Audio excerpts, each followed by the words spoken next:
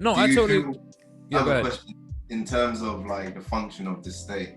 Like if you look at society today, do you feel, what do you think about the state of society today, like on a global level? Do you think it's improved, like since post-World War II? What do you think it's got like worse? You asking me, or you asking the great dictator? Because she's a great dictator and she's gonna have different opinions because she's not currently a dictator and she's a little salty about it. So if you ask her, I don't know. You know what? The floor is yours, Taz. No, I mean, I think, do I think the state of the world has gotten better or worse? I think it's worse. I mean, okay, so I'm from America and we don't learn about World War II and what's happening before that. So I don't really know how it was before. But what I can say is that American education system. Woo! Yeah, we don't know anything. But what I can say is that I definitely think a larger portion of the world's population is getting poorer. I mean, wealth is just being, held. There's no such thing as a trickle down, right? Wealth is just being held by a smaller and smaller portion of people, where the majority of us just keep literally getting poorer and poorer because things like inflation, right? Like I keep reading about how all the economists are talking now about how worldwide inflation is about to shoot up, and it already has, right? Like in the US, gas prices are out of control. I can't even fill my tank anymore because that's how expensive it is. Like, and I make okay money. You know, there's a lot of people who make a lot less than me. So how are people really getting by? So definitely I think that the situation economically, socially has gotten worse and worse. And I think this is what we're seeing, particularly in the West, the divisions that we're seeing and the rise of the right wing. And I mean, it's in response to a lot of that, right? Of course, it's racism, but it's not only racism. It's not that alone. It's also the economic insecurity that more and more people are feeling, that people who previously wouldn't have felt that. So middle-class white people, right? At least in the United States, and I would assume it would be similar across Europe. The security that the middle-class white people once had no longer exists for many of them. And so we're seeing, the social unrest, the rise in populism. I mean, I think Trump is a direct result of that insecurity, the increased insecurity. And I would say the same with what's his face, Farage, and that whole UKIP party. Of course, and that doesn't mean that racism is not part of that story. It is, right? Because we know that many of these populations are wildly racist. But that racism wouldn't be expressed in this extreme of a way if there was not the same economic insecurity that we're seeing on the rise. I don't know that it would. I agree with you. You know what I mean? So yeah, I definitely think socially, economically, things are much worse today than pre-World War II. Yeah. I don't know. You want the other take, or you got one here, Craig? No, go for it. All right, because look, I don't want to do a long thing, but I will say, I'll say that the question is, well, look, for me, if you want to answer the question, there's two ways to do it, right? There's this statistical kind of numbers way of looking at it, which is to say, statistically speaking, in terms of numbers, we're better off. That's not, in terms of numbers, it's not a debate. In terms of numbers, more people are living in a greater degree of security across planet Earth now than has ever been the case in literally the whole course of human history. That's just true. There are just more people with secure homes, with easy access to water, with easy access to electricity, with easy access to food, and so on and so forth. There's just a larger number of those people than has ever been the case in all of human history. That's just true. So if I get into my whole defending capitalism bag, not that that's a bag, it's like a satchel. It's like a sock, you know what I'm saying? Like it's a leftover. It's a gnome's sock, you know what I'm saying? Just like off a garden gnome. It's that kind of. But if I get into that little bag, yeah, there's an argument to suggest that things have significantly improved as a consequence of World War II. The NHS being one example of that. But as I say, the lifting such large numbers of people out of destitution and into relative comfort is an enormous difference, and it can't be. I don't think we can kind of just look over that and be like, well, things are terrible. Well, yeah, they are, but nevertheless, I think what Tanz, you were saying, speaks to the real point, which is to say that I think there's an intuition. That's part of the reason why we do these seminars and why we do this podcast and why we geniuses and why we here looking all beautiful and whatnot. But in any case, I just thought I'd mention that. It's cool. Craig got his line up for us. I mean, I look fire all the time. And what's up, mama? Hey, cutie. How you doing? But in any case, no, for real. Like, looking all nice in it. Anyway, but yeah, so the point, kind of shaking her head though. No, for me, I think there's an intuition amongst people, generally speaking. And I think it's what you were speaking to, Taz, which is that while we can point to material differences in terms of the circumstances of large swathes of human beings across the planet, so on and so forth, you can point to having access to food and so on and so forth, all that kind of stuff. We can point to these material differences. The power dynamics haven't fundamentally changed, right? And what that means is that the large proportion of the population, whether better off now or not, who have been under the foot of the ruling class, still feel under the foot of the ruling class. And whether that comes as a consequence of economic oppression, political oppression, social oppression, what have you, there's this continuing sense that, okay, but whatever you do, whatever differences you implement, whatever changes you make to the system, somehow I still end up losing. And that part is what's pissing me off. So if I could be, for example, if we put ourselves in the position of a Chinese person in the course of the last 30 years, where they've seen, I think the number is 20 million people lifted up out of destitution into relative security, right? Which has never been done in human history. That kind of number of human beings that fast is crazy. But if you spoke to a large number of them, what you'd find is general dissatisfaction, general displeasure, general disapproval, general God knows whatever else. And the state will say, it's like Ceausescu used to say to his population in Romania, we provide you with food, bread, and the blanket to wrap your dead body up in when you're finished. I mean, what do you have to complain about, right? And the Chinese state is, in that respect, a similar thing, right? In the sense that, well, they would say, okay, but we provided you with housing, clothing, blah, blah, blah, blah, blah, blah, blah. How is this not better than what was the case previously? But are they really providing people with those things? Well, it's the case that more people are in a home now than previously than they were. That's just the case. That's just a number. That's just what that is. I don't think that's a good argument, because I hear this all the time. People talk about Bangladesh like this, right? That Bangladesh is like one of the fastest growing economies, that, more people have been lifted out of poverty. And it's true. In these past 10 years than ever before. But the thing is, go to Bangladesh. Yeah, I'm with you. Go to Bangladesh. Because first of all, how are we measuring being lifted out of poverty? What is the scale? Because those people who we claim are lifted out of poverty, they still living in poverty, honey. Like, you still have no sewage in your neighborhood. You're still dying of diseases that have been eradicated in other places. Like, right. I really question this measure. I agree. And the bodies who are giving us these stats are not bodies that I trust. I'm sorry, I don't trust the freaking World Bank and the IMF and whatever, the UN, to go in and tell me. No, but like, regardless of whether or not, because it's like in the United States, right? They will tell you, so our poverty threshold, our poverty line is set so low that even if you're above it, you're still in poverty. Right. You know what I mean? Like, and I feel like it's the same on a global scale. Like where most of your calorie counts are set so high that even if you're full, y'all keep eating. Yep. Yeah. Like that, like it's that similar thing. Like the poverty and the food meters seem to run in opposite directions for some weird reason. You know what I'm saying? Like they just go like this. Like, stop eating in America. You just just somehow getting poorer over the course of time, but eating more over the course of time. That's just this strange ass combination. Well, no, it's not even eating more. It's just that's true actually. Food. Yeah, it's just eating worse food. We don't have food in this country, if you really want to talk about it. Most of us don't have access to that.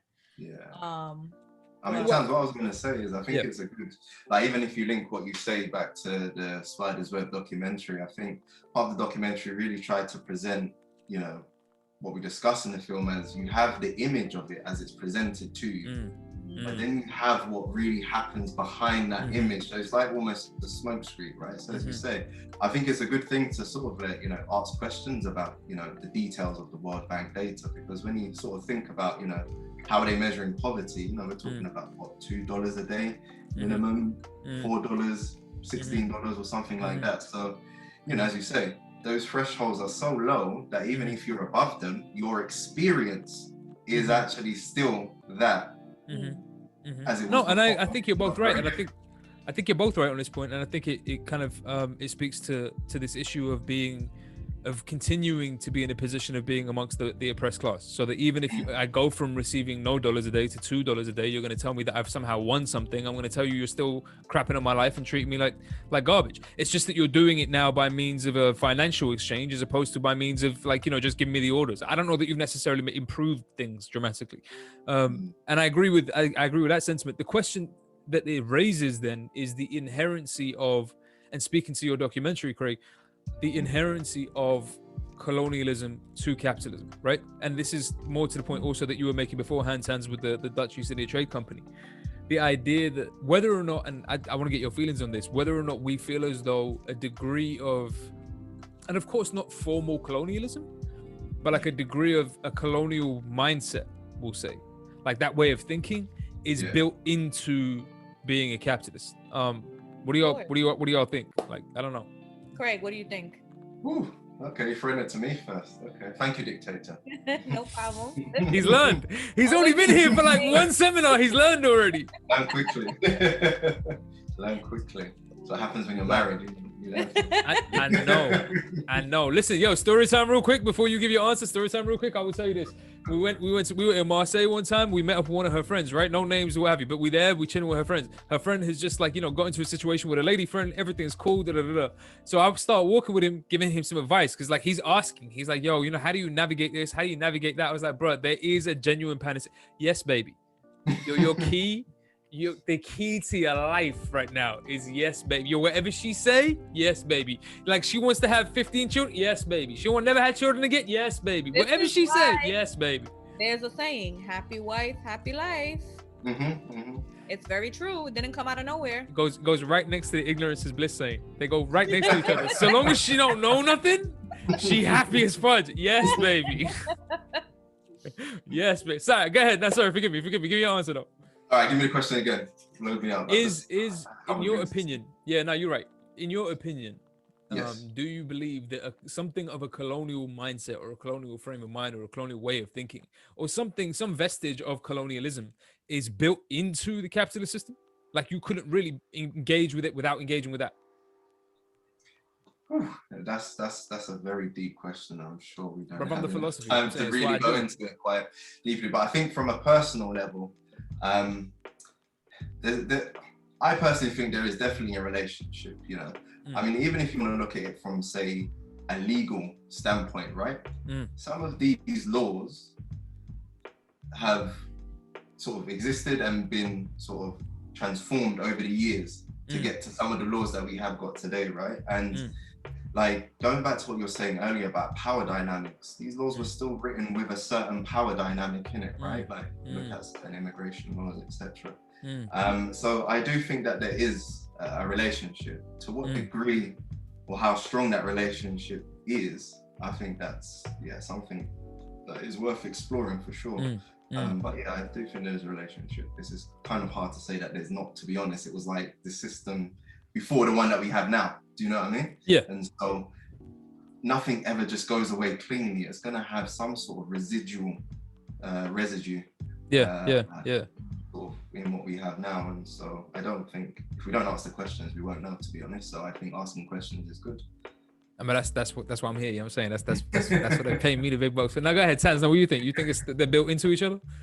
Yeah, absolutely. I mean, the thing is, like, if you think about it, you couldn't have capitalism as it exists today without, or you couldn't have any system of capitalism without colonialism. The history of colonialism behind it. Yeah, no, facts. It's colonialism and slavery, right? Because colonialism provided the free resources that they needed to build up their capital. Slavery provided the free labor that they needed to build up their capital, right? And you couldn't have advanced capitalist nations like, the US, Canada, European countries, if you didn't have those systems. And so because of that, absolutely. And even when decolonialism happened, right, what did we see? Well, we saw a lot of countries, we saw what we call today neocolonialism, right? Which is the same, it's the same exploitative economic system. It's just now you're independent, sure, right? So your rulers look like you, but they're sometimes working on behalf of us. And if they're not working on behalf of us, they're gonna die. Yeah. This is By and what has large. always happened historically, you know? Yeah. And so yeah, absolutely. I think that there's the psychological, there's the mindset of capitalism, which is still, the West still thinks about the rest of the world as its playground to just take what it wants, and it still does that, right? Like in your documentary, the fact that Africa puts out more than it takes Yeah, in. it's a net creditor to the globe. Yeah, exactly. Which is completely different to the image we have of Africa, right? Of course. Right, because we don't measure resources. The way we measure wealth is not based on resources, right? If you look at resources, the global South has all the wealth of the world, and this is something that colonialism figured out long ago, which is why they came and took everything, right? Yeah.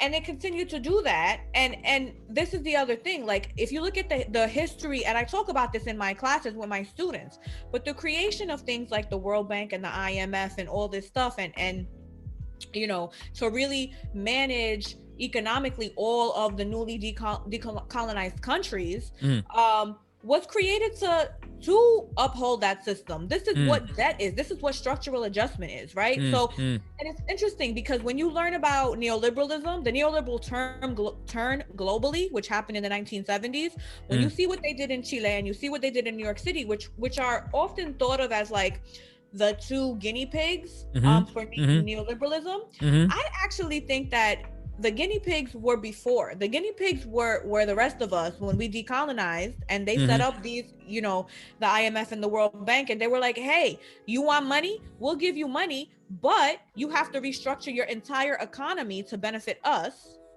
Your whole society, your education system, your economy, your health system. Right.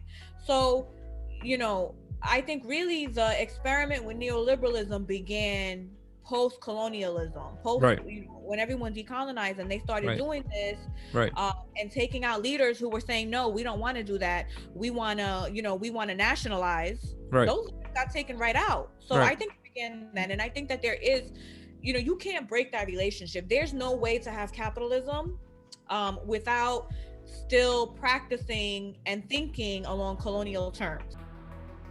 I think it's no coincidence that Britain's offshore empire emerged more or less at the same time as the collapse of the former empire. We tend to think of Africa as being a huge net debtor to the rest of the world. But that was the extent of their debts at the end of 2008, 177 billion. The debt of sub-Saharan African nations stood at $177 billion in 2008. Yet the wealth these countries' elites had moved offshore between 1970 and 2008 is estimated at $944 billion, over 5 times their foreign debt. $944 billion. Do the maths. Far from being a net debtor, Africa, sub-Saharan Africa, is a net creditor to the rest of the world.